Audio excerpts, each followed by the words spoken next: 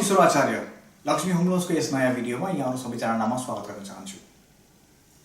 मैले last week भनेको थिएँ कि मान्छेले प्रपर्टीमा इन्भेस्ट गरेर कसरी पैसा बनाउँछन् के हामीलाई त्यो प्रोसेस थाहा छ या हामीले इन्भेस्ट गर्न चाहन्छौँ या हामीले इन्भेस्ट गरिसकेका छौँ तर कसरी पैसा बन्छ के हामीलाई थाहा छ त? थाहा हुनु कतिको इम्पोर्टेन्ट हुन्छ या हामीले थाहा नपाएकी त अरूले इन्भेस्ट गरेको देखेर हामीले इन्भेस्ट गरिरहेका छौँ त या अरूको कुरा सुनेको भरमा हामीले इन्भेस्ट गरिरहेका छौँ त? हामीले जे काम गर्छौँ त्यो हामीले जानेर बुझेर गर्यौँ भने र भोलि गएर त्यसबाट घाटा नै भयो भने पनि हामीले त्यसबाट राम्रो लेसन सिक्न सक्छौँ र त्यसपछि त्यो मिस्टेक हामीले रिपिट गर्दैनौँ। तर हामी नजानिकन इन्भेस्ट गर्यौँ भने त्यो मिस्टेक भएको हामीलाई रियलाइज हुँदैन र हामी त्यही मिस्टेक रिपिट गरिरहन सक्छौँ र हामीले नाफा भन्ने कुरा कहिल्यै पनि देख्न पाउँदैनौँ।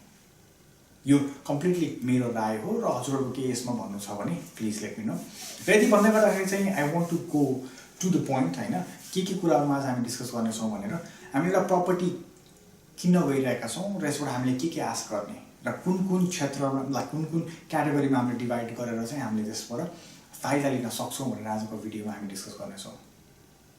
मैले यहाँ तीनटा क्याटेगोरी मेजर तीनटा क्याटेगोरी छुट्याएको छु र तीनटा क्याटेगोरी मध्ये लास्टमा तपाईँले हेर्नुभयो भने क्यापिटल गेन छ। क्यापिटल गेनको तलपट्टि चाहिँ मैले लेभरेजिङ ब्याङ्क लोन भनेको छु। भनेपछि हामी ब्याङ्कबाट जब लोन लिन्छौँ त्यो लोनलाई कसरी हामी लेभरेज कसरी हामी त्यसलाई युज गरेर त्यसबाट बढी फाइदा लिन सक्छौँ त? खालि ऋण लिनु भनेको चाहिँ घाटा मात्रै होइन। ऋण भनेका दुई प्रकारका हुन्छन्, एउटा राम्रो ऋण हुन्छ एउटा नराम्रो ऋण हुन्छ। जुन ऋण लिएर हामीले फाइदा लिन सक्छौँ त्यस्तो खालको ऋण लिँदा हुन्छ र जुन ऋण लिएर हामीले चाहिँ हाम्रो खोल्टीबाट हामीसँग अलिकति सेभिङ्स पनि खर्च गरिरहेका छौँ नि त्यस्तो ऋण चाहिँ हजुरहरूले सकेसम्म अभोइड गर्दा हुन्छ। र यति भन्दै गर्दाखेरि आज म रेन्टल इलबाट सुरु गर्न चाहन्छु। हामीले एउटा प्रपर्टी किन्यौँ र त्यो प्रपर्टीबाट हामीले के आश गरिरहेका छौँ त भन्दाखेरि त्यो प्रपर्टीले जति पनि रेन्टबाट कमाउँछ त्यति चाहिँ उसले आफ्नो खर्चहरू सबै कटाएर हाम्रा खोल्टीमा सर्टेन $100 या त्योभन्दा कम चाहिँ प्रत्येक विक चाहिँ हाम्रो खोल्टीमा चाहिँ त्यो प्रपर्टीबाट हाम्रो खोल्टीमा त्यो प्रपर्टीले हाल्न सहयोग गर्छ भनेर हामीले आश गरेका छौँ। त्यही अनुरूप चाहिँ हामीले 5 लाख एउटा प्रपर्टी किन्यौँ, 50,000 हामीले डिपोजिट गरेका छौँ, 450 को हामीले लोन लियौँ। अब यसमा चाहिँ हामीले के गर्यौँ त भन्दाखेरि 450 को लोनमा चाहिँ हामीले 4% ब्याज पे गरिरहेका छौँ इन्ट्रेस्ट ब्याङ्कको लागि मानौँ र 10% चाहिँ अदर कस्ट भने के त भन्दाखेरि हामीले खालि प्रपर्टी किनेर रेन्टमा लगाउने र खालि मोर्गेज जुन ब्याङ्कको इन्ट्रेस्ट हुन्छ त्यतिलाई मात्रै हामीले क्यालकुलेट गरेर एक्सपेन्सेसको रूपमा लिनु हुन्छ जस्तो मलाई लाग्दैन, किनकि अरू एसोसिएटेड कस्टहरू पनि इन्भल्भ भएको हुन्छ। जस्तै म्यानेजमेन्ट फी, रियल इस्टेटले लगाएको छ भने उसले म्यानेजमेन्ट फी लिएको हुन्छ। हजुरको 520 हजुरले रेन्ट पे गर्नुभएको छ भने $500 500 मात्र चाहिँ अनरलाई गएको हुन्छ, $20 चाहिँ उनीहरूले म्यानेजमेन्ट फी भनेर राखेको हुन्छ। त्यस्तै गरेर मेन्टेनेन्स फीहरू, त्यो मेन्टेनेन्स भोलि धारा बिग्रियो यो बिग्रियो त्यो बिग्रियो भोलि गएर चाहिँ स्टार्टअप फीहरू पे गर्नुपर्छ र भोलि गएर चाहिँ त्यो प्रपर्टी 2-3 हप्ताको लागि खाली भयो अरे त्यो बेला पनि हामीले हाम्रो ब्याङ्कको मोर्गेज त पे गरिराख्नुपर्छ इन्ट्रेस्ट। त्यो हिसाबले चाहिँ मैले 4% + 1% चाहिँ त्यसलाई चाहिँ कस्ट जोडेर 5% टोटल चाहिँ यसलाई बनाएर निकाल्दाखेरि चाहिँ 4,50,000 हामीले वर्षको चाहिँ कति पे गर्नुपर्छ? 22,500 डिभाइडेड बाई 52 एक वर्षमा 52 हप्ता हुने भएको हिसाबले चाहिँ 52ले गर्दाखेरि हाम्रो एक्सपेन्सेस चाहिँ एनुअली कति निक्लियो त वर्षको? $433 चाहिँ हाम्रो $433 चाहिँ हाम्रो चाहिँ एनुअल एक्सपेन्सेस निक्लिएको छ। मानौँ हामीले त्यो प्रपर्टीलाई 520मा चाहिँ हामीले रेन्टमा लगाएका छौँ भने हाम्रो प्रत्येक विक चाहिँ हाम्रो खोल्टीमा कति पर्छ त? $87 पर्छ। अब हामीले यो हिसाबले हेर्दाखेरि चाहिँ यस्तो खालको प्रपर्टीमा हामीले इन्भेस्ट गर्यौँ भने र मलाई थाहा भए अनुसार चाहिँ यस्तो प्रपर्टीहरूको चाहिँ क्यापिटल ग्रोथ चाहिँ अलिकति कम हुन्छ, किनकि तपाईँले यहाँ हेर्नुभयो भने 5 लाखको प्रपर्टी किनेर 520 आउने भनेको चाहिँ चान्सेस भनेको धेरै कम हुन्छ र यस्तो हुन्छ नहुने भने चाहिँ होइन। तर 500मा किन्ने 5 वर्षपछि यो प्रपर्टी 750 पनि हुने अनि यति पनि रिटर्न हुने यस्तो खालको प्रपर्टी भेटियो भने त सुन्न सुगन्ध नै भयो। तर हामीले हेर्दाखेरि चाहिँ या त रेन्टल यिल्ड राम्रो हुन्छ, रेन्टल रिटर्न राम्रो हुन्छ त्यसको होइन, जुन अनुरूप हामीले अलिक त पैसा सेभ गर्न सक्छौँ र मानिलिउँ हाम्रो भोलि गएर यति घाटा नै भयो भने पनि हामीले चाहिँ त्यो चाहिँ ट्याक्समा हाम्रो वर्षको एन्डमा हामीले जब ट्याक्स रिटर्न गर्छौँ त्यतिखेर देखाउन मिल्छ। र यस विषयमा चाहिँ मैले कुनै अकाउन्टेन्टलाई बोलाएर यसलाई नेगेटिभ गियरिङ भन्छ। त्यो नेगेटिभ गियरिङको बारेमा चाहिँ हामीले फेरि अर्को भिडियोमा डिस्कस गर्नेछौँ। यति भन्दै म अर्को पोइन्टमा जान चाहन्छु। हामीले प्रपर्टी किन्ने भनेर सोच्यौँ र मलाई महिनाको 2-3 यस्तो प्रश्नहरू आइरहेको छ कि हामीले प्रपर्टी किनेर रेनोभेट गरेर बेच्दाखेरि कस्तो हुन्छ भनेर।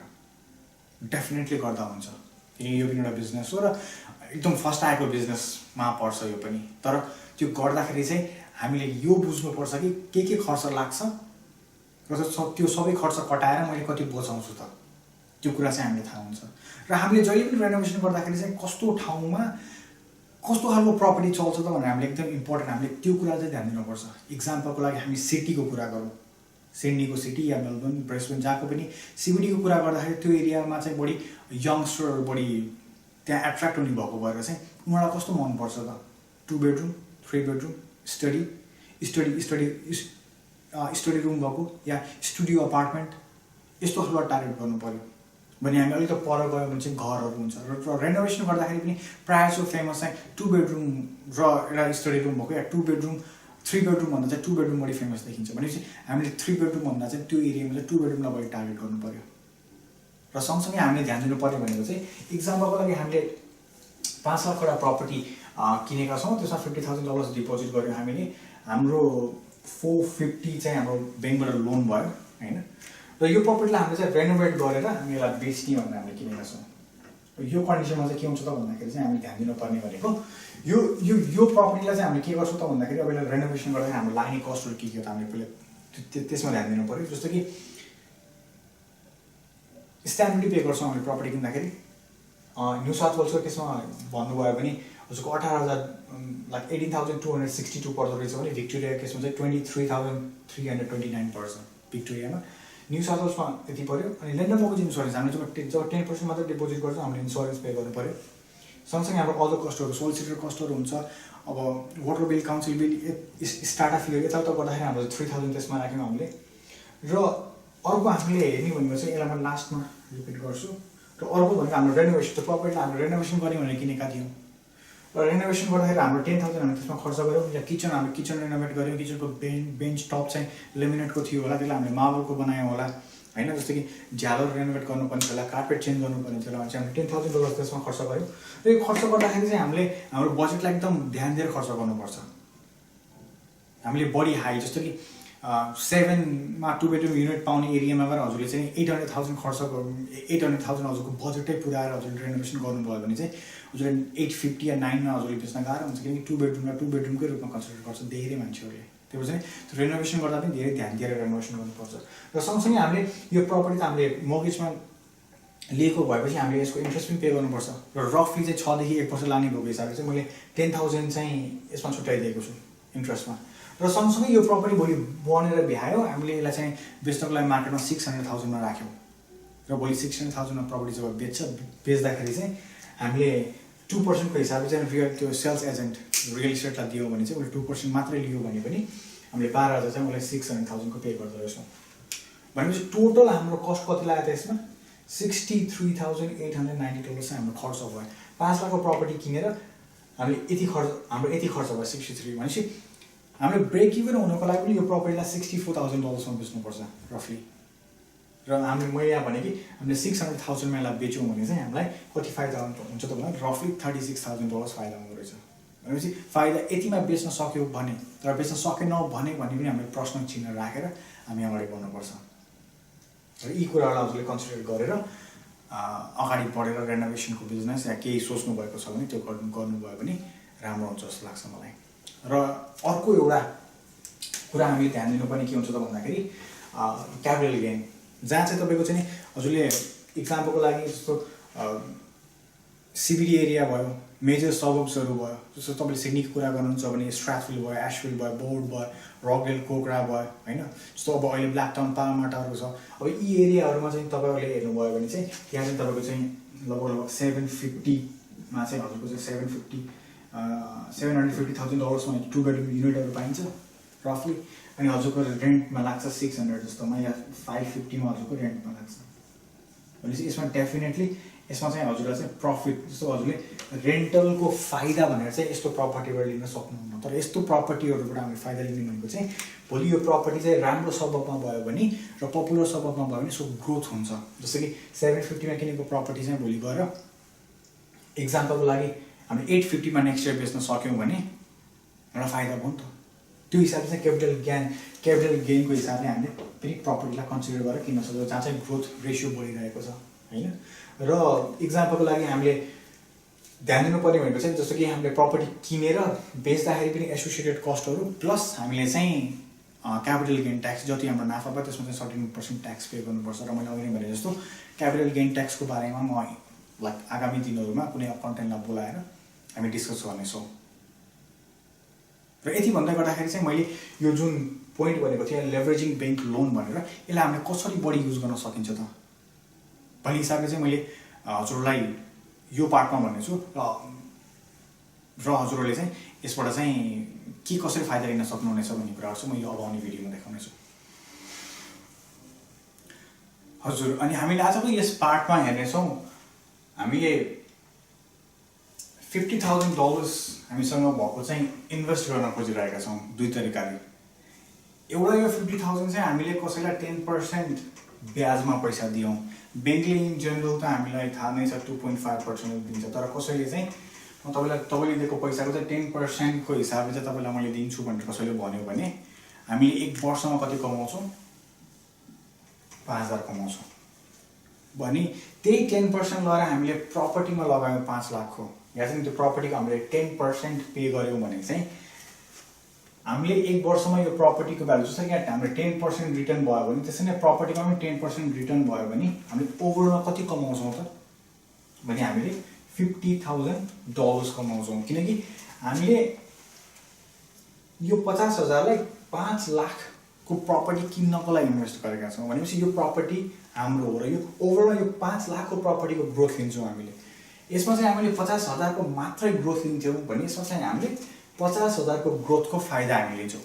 यही नै हो त्यो लोन ब्याङ्कबाट लोन लिएर त्यसलाई लेभरेजिङ गरेर पैसा कमाउने भनेको नै यसरी हो। र जस्तो कि अब खालि यति मात्रै गरेर त हुँदैन। जब मान्छेले मिलियन्सको इन्भेस्ट गर्छन् र त्यसमा चाहिँ 10, 15, 20% जब रिटर्न हुन्छ त्यसपछि त्यही अनुसारले जस्तो कि इक्जाम्पलको लागि अहिले हामीले 50,000 को लागि हामीले इन्भेस्ट गऱ्यौँ के अरे 50,000 लगाएर हामीले 5 लाखको प्रपर्टीमा लगेर इन्भेस्ट गऱ्यौँ एक वर्षपछि 10%ले ग्रोथ हुँदाखेरि चाहिँ हाम्रो 50,000 भयो।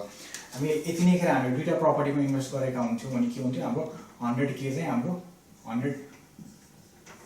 1 लाख डलर चाहिँ हाम्रो प्रफिट हुँदो रहेछ त्यसमा चाहिँ होइन इक्जाम्पलको लागि।